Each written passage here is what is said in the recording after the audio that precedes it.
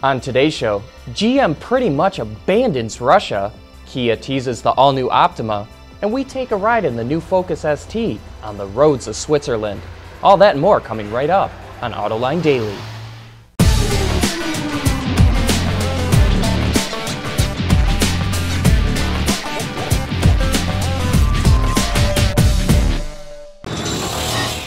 This is Autoline Daily for March 19th of 2015. A few days ago, we told you about how sales are cratering in Russia and that a number of automakers have suspended production in the country. Now General Motors is making major changes to its operations there. The company announced that Opel is leaving the market by the end of the year and that only US-built Chevys like the Camaro, Corvette, and Tahoe will continue to be sold in Russia. The company will mainly focus on selling Cadillacs there. GM also announced that it's idling its St. Petersburg plant and ending its assembly partnership with Gaz. Its joint venture with AutoVAZ will continue. Russia was a promising market just a few years ago, but as we said, it'll be lucky to get back to its previous levels by the end of the decade. The New York Auto Show is shaping up to have some pretty significant reveals. Kia released these sketches of the all-new Optima, and it looks like it's taking a big step on the evolutionary design front, and I, for one, really like it. And Scion will have a pair of debuts as well. We'll get to see a more toned-down, production-ready version of the IM and a newly announced IA sedan. It seems that Toyota is letting Scion fill the gaps left by the Matrix and Yaris four-door. The only question is that gap large enough to revive the brand. We'll get back to the news right after this. Autoline Daily is brought to you by Bridgestone Tires, your journey, our passion, and by Dow Automotive Systems, breakthrough technologies for lightweight vehicles. BMW is using some of the knowledge that it gained from the i-brand models and will be introducing a plug-in hybrid version of the all-wheel drive X5 SUV. Under the hood is a 2-liter turbocharged 4-cylinder gasoline engine with an electric motor that's mated to an 8-speed automatic transmission. Combined, they produce over 300 horsepower and 330 pound-feet of torque, which is enough to get the plug-in to 60 miles per hour in 6.5 seconds, while still achieving a USA estimated 55 mpge. The 2016 plug-in X5 arrives in US showrooms this fall. But based on sales of electrified vehicles so far this year in the US, BMW shouldn't expect to sell too many examples. Pure EVs are still driving the segment with sales up 38%, but as a whole, they're down 8.5% once you factor in hybrids and plug-ins. And this is all while the overall industry is on a rise. We kind of wondered why plug-ins were down so much and found that price may be playing a large factor in the drastic decline. For example, a Ford C-Max Energy is over $7,500 more than its hybrid counterpart. A Fusion Energy is $8,700 more.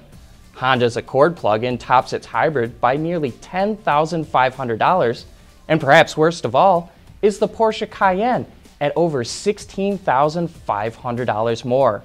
At markups like these, it's easy to see why they don't sell too well, and now $4,000 to $5,000 more for a diesel doesn't sound so bad. But as we've pointed out, all automakers have to make these kinds of vehicles so they can get their ZEV credits. And make sure you tune in to today's Autoline After Hours. Our special guest is Scott Smith, the program manager for the new Edge. So join us today at 3 p.m. Eastern Time on our website, autoline.tv, for some of the best insider discussions in the industry. And coming up next, a look at how Ford tinkered with the Focus ST to make it even better. For the people at Dow, racing is a sport and a science. We enjoy one and learn from the other. But like most competitive people, we like winning at both. This is the human element at work. Dow.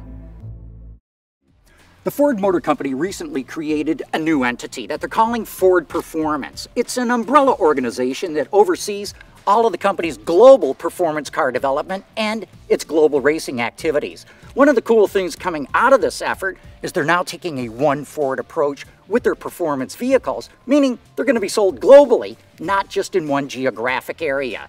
I'm standing next to the first refresh they've done of the Focus ST, which was recently shown to the European media. I've got it because I've been invited to take this thing up into the mountains of Switzerland to see what it can do. Of course, my evaluation of the car was somewhat restricted because we were driving on public roads with traffic. And because we were driving in the mountains of Switzerland, this car was equipped with snow tires. Even so, I got enough time behind the wheel to get a good impression. But first, a quick review, because this is the latest spec version of the Focus ST, and there are some slight changes. The front structure of the car was beefed up with thicker brackets in the engine bay. It also gets new front springs and stiffer bushings on the lower front arms. Ford wanted to make the ST more neutral because it felt the car could get a little tail-happy in certain situations.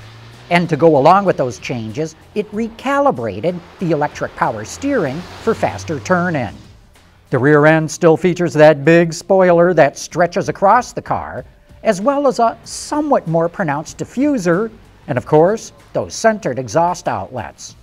19-inch wheels and tires are now available, as are slightly bigger brake rotors, 15 millimeters bigger than before.